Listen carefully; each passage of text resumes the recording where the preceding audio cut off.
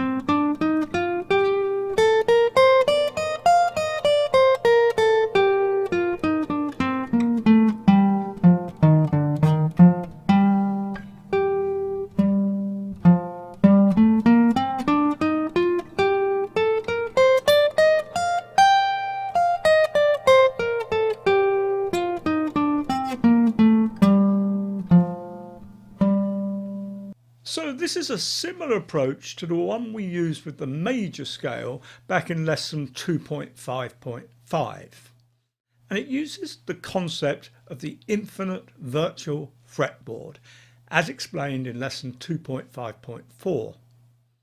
Now would be a good time to go back and review those lessons if required. So we choose the key of G minor because we can see each of the K system patterns laid out in one straight line all the way up the fretboard. And that fits quite easily on most acoustic guitars and certainly all electric guitars. So we start with the E-shaped pattern from the Cage system. And our first octave in that pattern spans the 3rd and 5th fret there. We play that octave, and that in itself should kick in the habit of the sandwich exercise to play that particular pattern for the natural minor scale.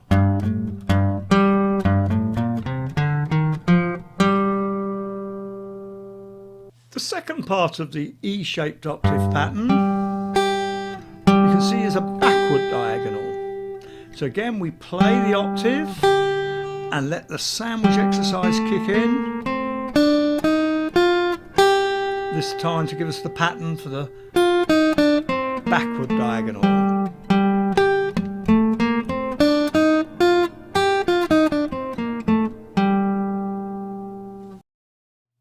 So we're left with a remnant of the scale accessible from this fingering position. After this backward diagonal, we can reach a couple more notes in this direction. And remember that the way we tackle these remnants is to imagine that the zigzag pattern caused by alternating between the forward and the backward diagonal patterns continues indefinitely across the fretboard into a sort of imaginary virtual fretboard. Goes on forever. And this always gives us the clue as to which pattern to use. So our first complete octave is the forward diagonal. Second is the backward diagonal. And then our third will be a forward diagonal heading to an imaginary note up here somewhere. And we continue that until we literally run out of strings, and then we come back down.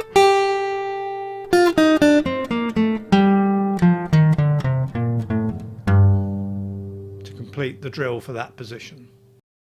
And remember, what really makes this drill work is to emphasize rhythmically and in terms of dynamics the key notes. I'll just overdo this a little bit so you really get this idea.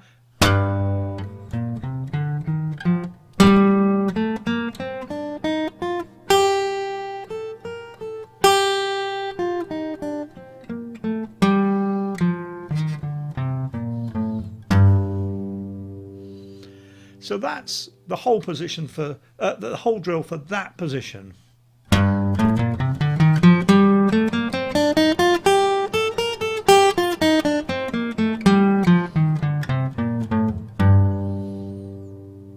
So now moving on to the D shape, we start with our complete octave there from the 4th string to the 2nd string. We can see that's a forward diagonal. So this pattern should kick in. We then negotiate the remnant notes by thinking of beginnings of a backward diagonal. We've run out of position, run out of strings, so we go back again, emphasize our key note, come back down the forward diagonal. And then for our lower remnant, we're again thinking of a backward diagonal with a virtual key note somewhere here.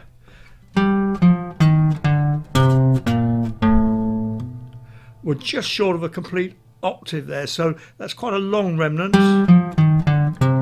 But what we do is we turn around and make sure we bring it all the way back to the key note again. So here's that complete position again.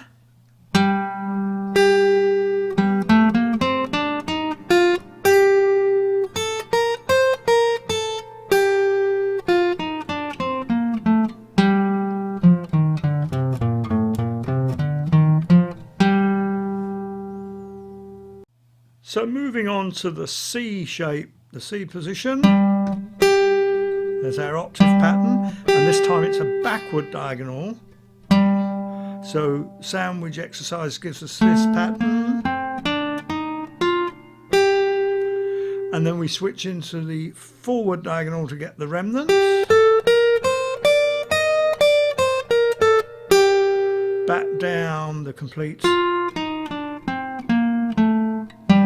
backward diagonal, and then as much of a forward diagonal as we can fit in to get that lower remnant. So the C position in all goes like this.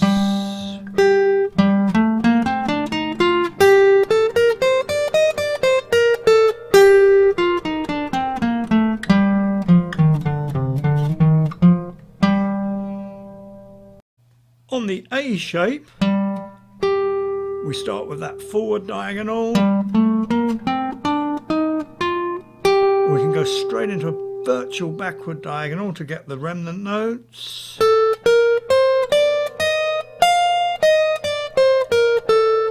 This is one of those instances where the tuning anomaly helps us. There's no need to adjust the fingering. Then we come back down. And a little bit of backward diagonal for a couple of remnant notes down here. So that position all together.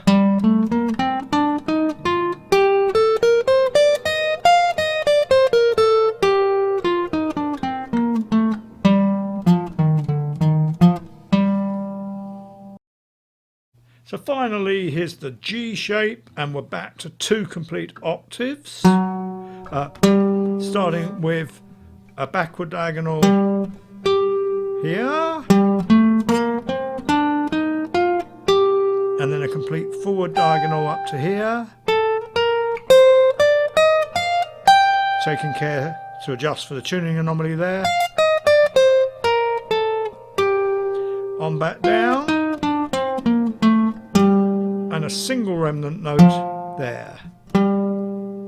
So the whole of that position again.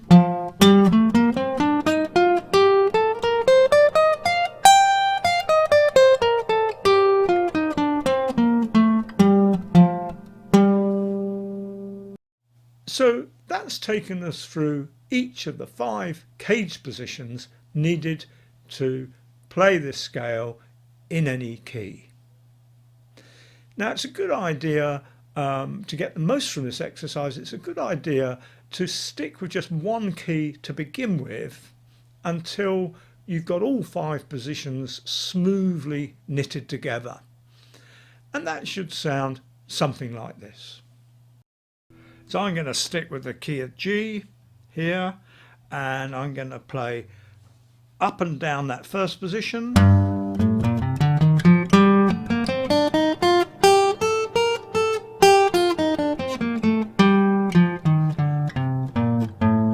Hit the bottom string there, begin to come back up, but instead of carrying on to the 5th string here in this position, I'm going to move up to the same note there,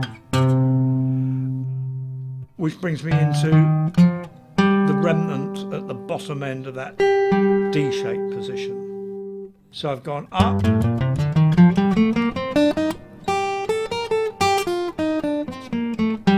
down, start to go back up, but shift up to the next position. So this connecting positions together may take a bit of working on to begin with. And for this, I suggest working by ear and muscle memory as much as possible. Don't be too afraid of getting it wrong, because your ears should tell you the instant you fall out of the scale. So proceeding in a similar fashion for the rest of the positions.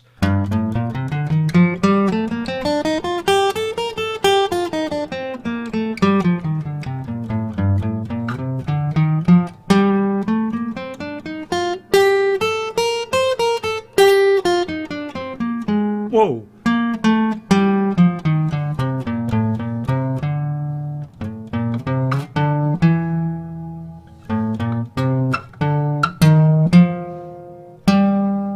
Right, I'm back in my C shape there.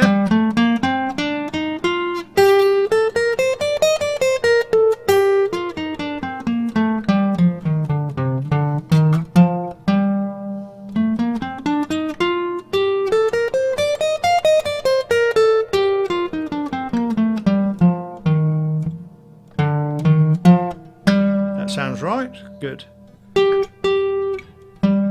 So I shouldn't come that far back though. Da ba ba bum.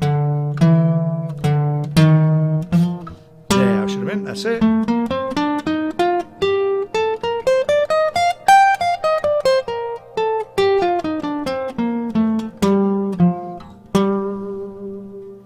You see what I mean by trial and error?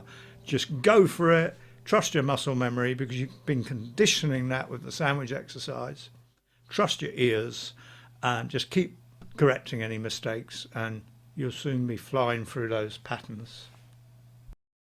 If you enjoyed this video, please click the like button and subscribe to the channel. If you'd really like to maximize your potential as a guitar player, click on the link in the description below to the Secret Guitar Teacher site. Here you can sign up for a 30-day trial free of charge and without obligation. We won't even ask you for your credit card number.